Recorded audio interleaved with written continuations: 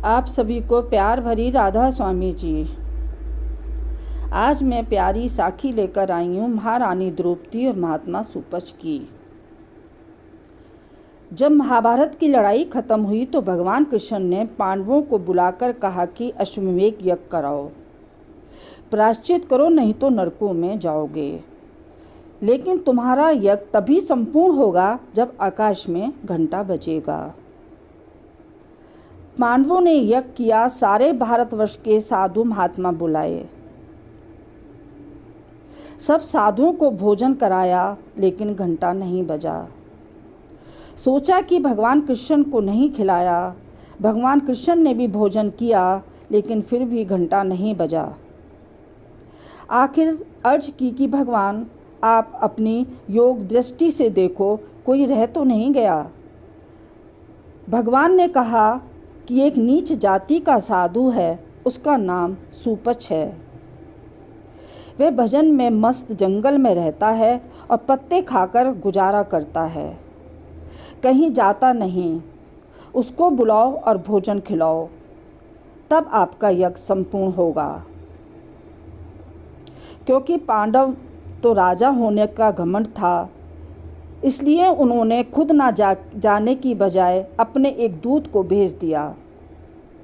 उन्होंने सोचा कि जैसे मक्खियाँ गुड़ पर मंडराने लगती हैं, ऐसे ही जब उस महात्मा को इस यज्ञ के बारे में पता चलेगा तो वह खुद ही भोजन करने के लिए आ जाएगा। पर महात्मा ने वहाँ जाने से इनकार कर दिया। अब पांडव खुद उसे महात्मा को लेने के लिए गए और कहा कि महात्मा जी, हमारे यहाँ यज्ञ है, आप चलकर उस यज्ञ को संपूर्ण करें। महात्मा जी ने कहा कि मैं उसके घर जाता हूँ जो मुझे 101 अश्वमेध यज्ञ का फल देते हैं। पांडव कहने लगे कि हमारा तो एक यज्ञ संपूर्ण नहीं हो रहा है और तुम 101 यज्ञों का फल मांग रहे हो। वह बोला कि मेरी तो यही शर्त है।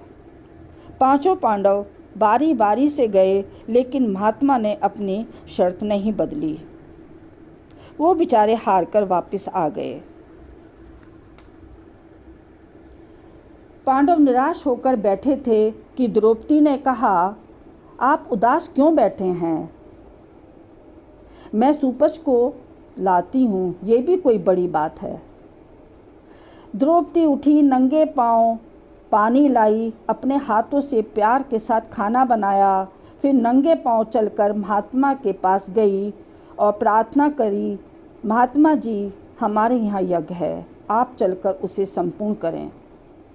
महात्मा ने कहा, तुम्हें पांडवों ने बताया तो होगा कि मेरी क्या शर्त है।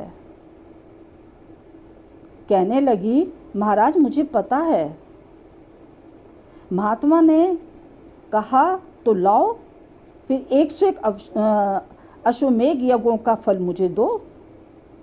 द्रौपदी ने कहा, महात्मा जी, मैंने आप जैसे संतों से सुना है कि जब संतों की ओर जाओ तो एक एक कदम पर अश्वमेध यज्ञ का फल मिलता है।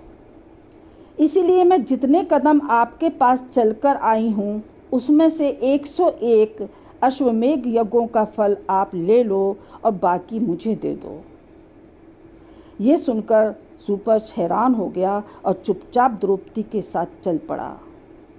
जब खाना परोसा